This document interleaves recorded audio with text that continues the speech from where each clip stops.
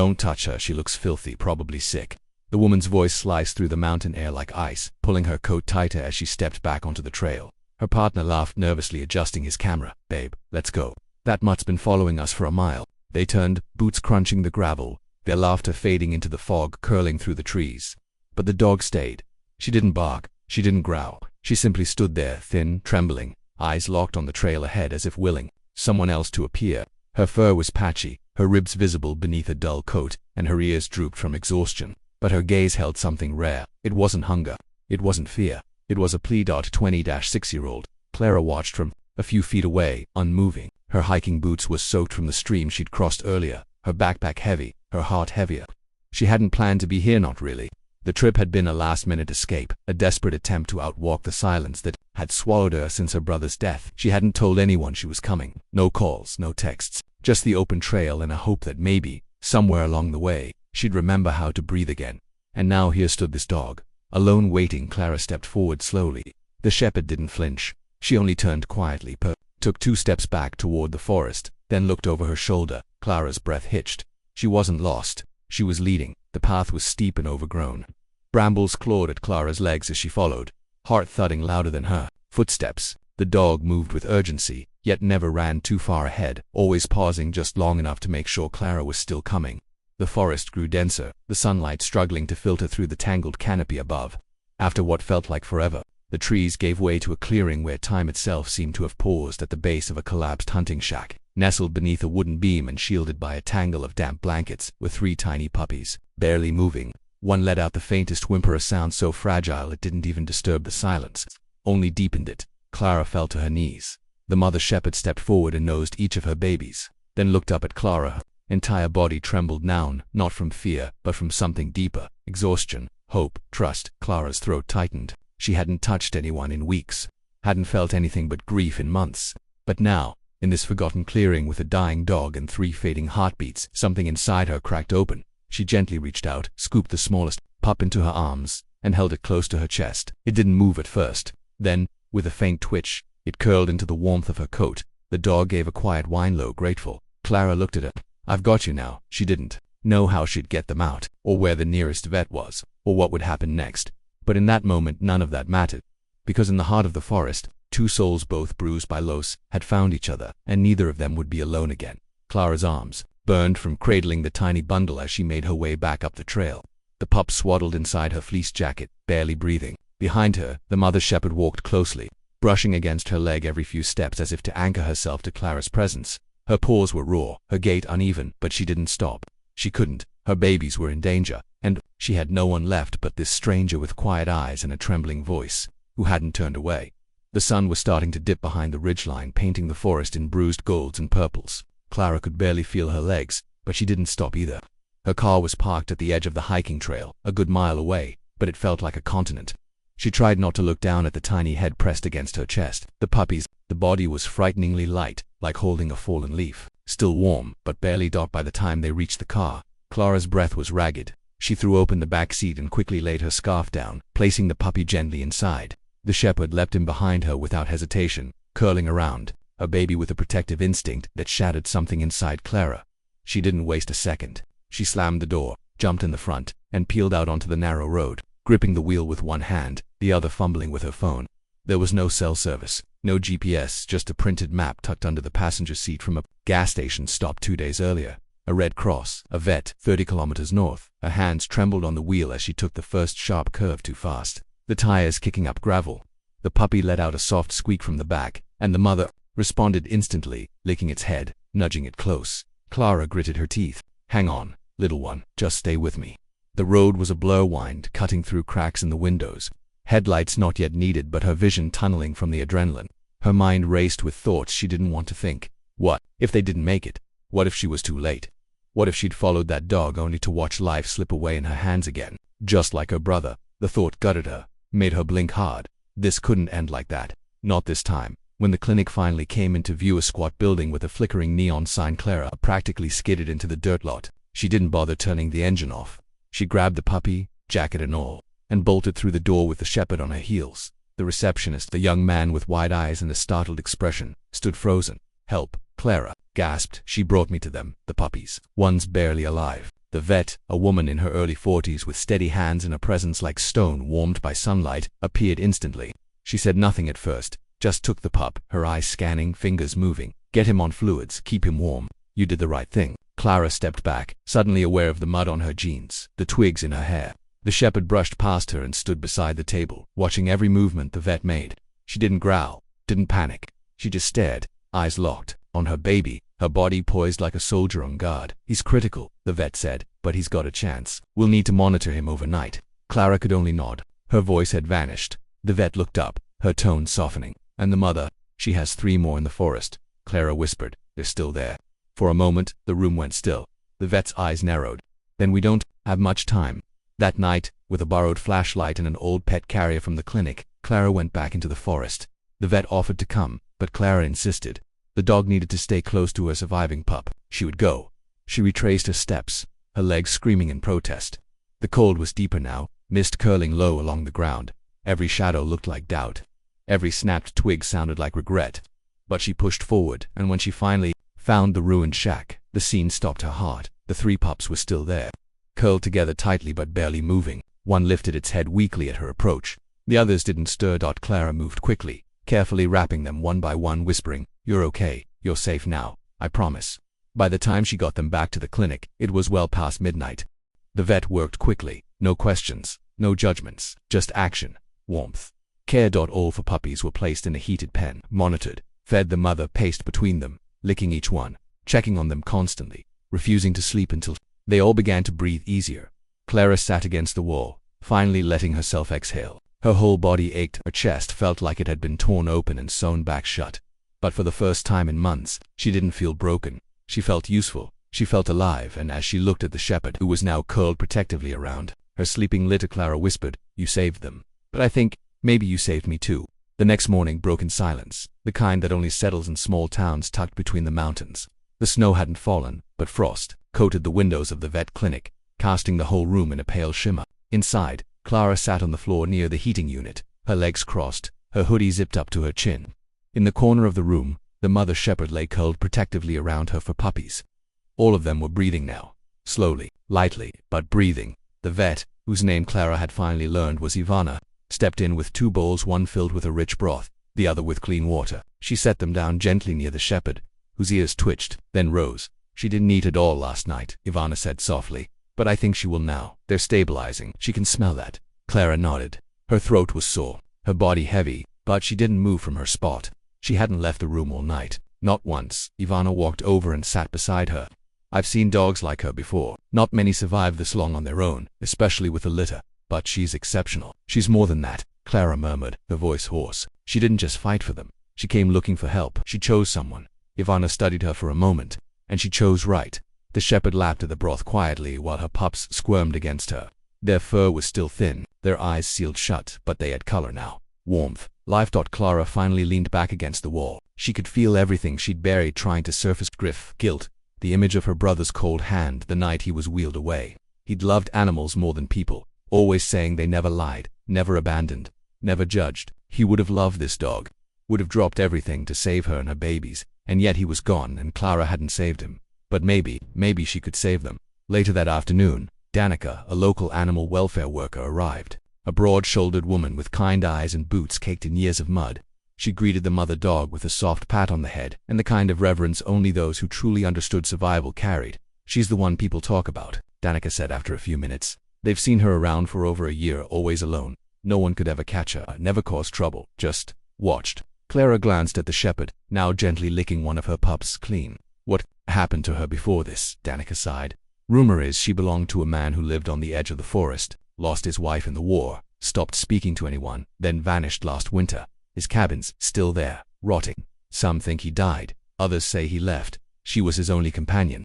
So she waited?" Clara asked. Danica nodded slowly. "She waited until there was nothing left to wait for. Then she found you." Clara said nothing. The silence between them was loud, but not uncomfortable. Then in the following days, something began to shift.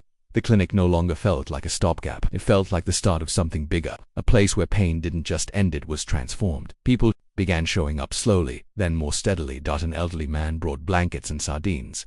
A teenager arrived with a handmade sign that read, "Hope lives here." A young couple dropped off unused puppy formula.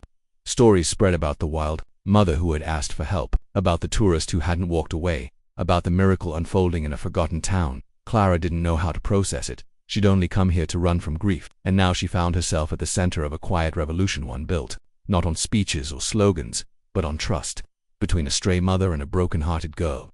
On the fifth night, something unexpected happened. The shepherd, who Clara had taken to calling Lyra, stood up after feeding her pups and walked over to Clara, resting her head firmly on Clara's knee. Not for food, not for comfort, just to be there. And Clara finally cried. But it wasn't the kind of crying that came from sorrow, it was the kind that came from returning to yourself. Lyra didn't move. She didn't need to. Her presence said everything. You're not alone anymore. Neither of us are on in that small, warm room. Under flickering lights and the faint hum of machines keeping tiny lives alive, Clara realized something deeper than words. She hadn't just been chosen. She had been found by the seventh morning. The frost had thickened into sheets of white along the trees, and the mountain winds howled louder than before. Yet inside the modest clinic, the atmosphere remained soft, sacred almost. Lyra, the once starved, desperate mother, had transformed into something radiant. Her ribs no longer showed through her coat. Her ears stood prouder, and her eyes, once dim and weary, now sparkled with silent wisdom. Every time her puppies stirred, Clara had begun to fall into rhythm. Feedings every 3 hours, sanitation checks, soft cloths replaced the old blankets. She had even painted a cardboard sign for the heating crate. Lyra's cubs. The vet, Ivana, chuckled when she saw it, but said nothing. She understood. The bond forming in that small room wasn't just emotional. It was healing essential. But not everyone was thrilled by the growing attention to men arrived from the local municipality, both in stiff uniforms and skeptical expressions. They stood at the reception desk while Lyra growled low from the back room. Clara watched through the window slit as one of them handed Danica a thin packet of papers. Their voices weren't raised, but their postures were enough to make her skin prickle. After 10 tense minutes, Danica called Clara into the hallway. "They're from animal control," she explained quietly. Word spreading about Lyra. Someone filed a complaint, said she's dangerous, unpredictable, a stray with a history. Clara's stomach dropped. What does that mean? They want to evaluate her legally. If they determine she's a threat, she could be taken to a facility in the capital. Clara blinked hard, the air catching in her throat. A shelter. Danica didn't answer. She didn't have to. Lyra would never survive a city shelter. The stress, the cold kennels, the noise.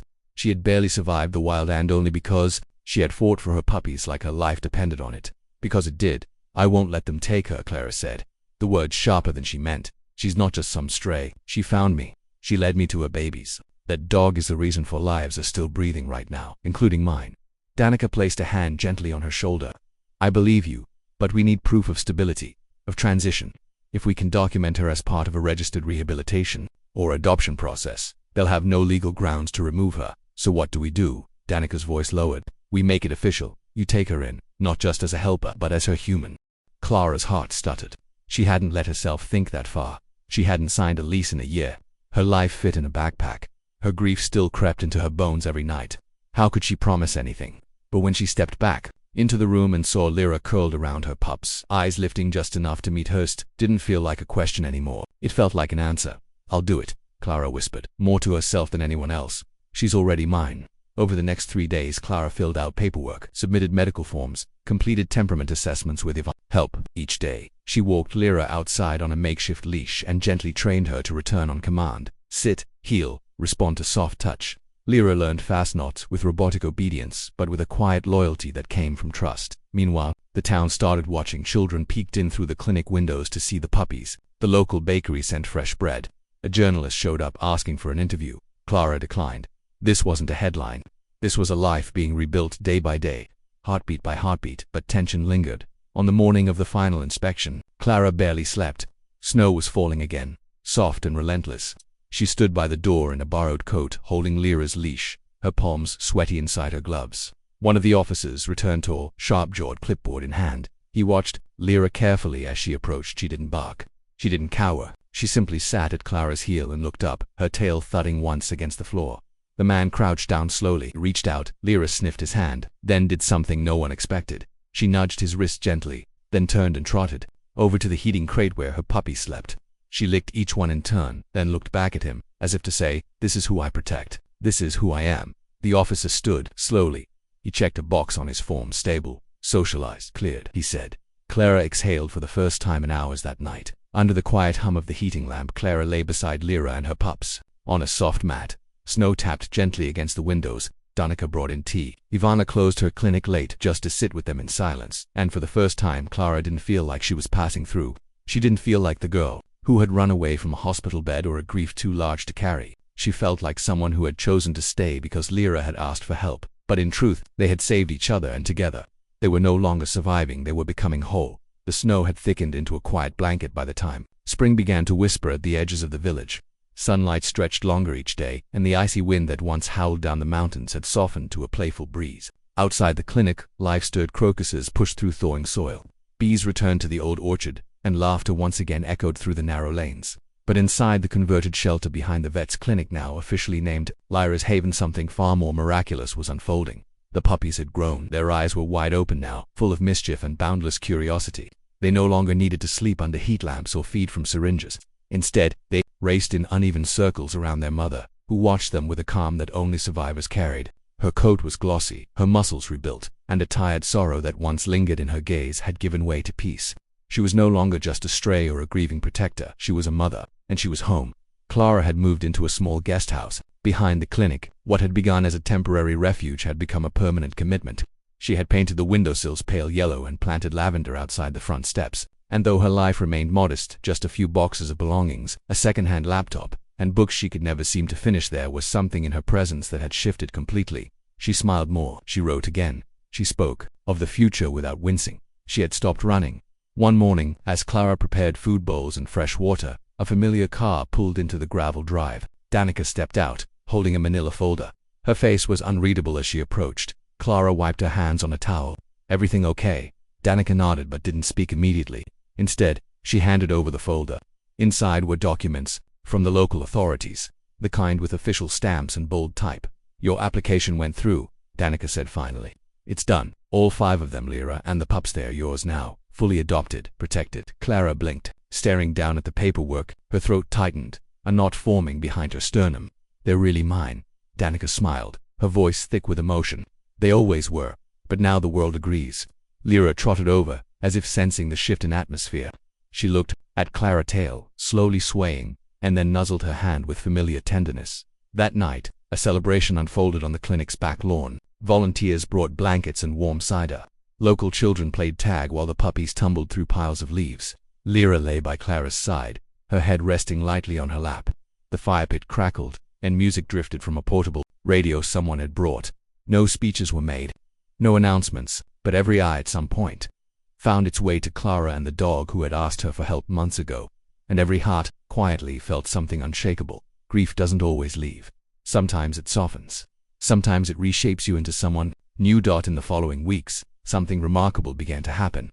People started calling, not just from the village, but from towns and cities beyond. They had heard about the shepherd who saved her puppies and the traveler who stayed. They wanted to donate, to volunteer, to adopt. A regional shelter offered support. An animal welfare foundation pledged resources for expansion. And so, with Danica's guidance and Ivana's clinic now fully partnered, Lyra's Haven grew. What had started as a rescue effort for one mother and her litter became a sanctuary for others like her, lost, abandoned, forgotten, waiting for a second chance. Clara became more than just the girl who stayed. She became the one who built, and Lyra, she became legend. Every newcomer was greeted first by her. Every frightened animal learned to walk again by watching her steady gait. And when someone asked Clara how it all began, she would always answer the same way. She came out of the woods, looked me straight in the eye, and asked me to follow. I didn't save her, I just listened. Years later, a writer came to visit the shelter. She had heard the story and wanted to include it in her book on healing. She interviewed Clara beneath a tree where the puppies, full-grown dogs, lay sprawled in the grass. "Why do you think she picked you?" the writer asked. Clara thought for a long moment. "Maybe," she said softly, "because she saw something in me that I couldn't see in myself. Maybe she knew I needed saving too. Sometimes the ones who've been broken the most of it are ones who recognize brokenness in others." Lyra, now graying around her muzzle, looked up as if in agreement, and the writer, tears welling in her eyes, closed her notebook because some stories don't need dramatic endings. They just need to be true, and this one was. Every heartbreaking, redemptive, quietly heroic moment of it.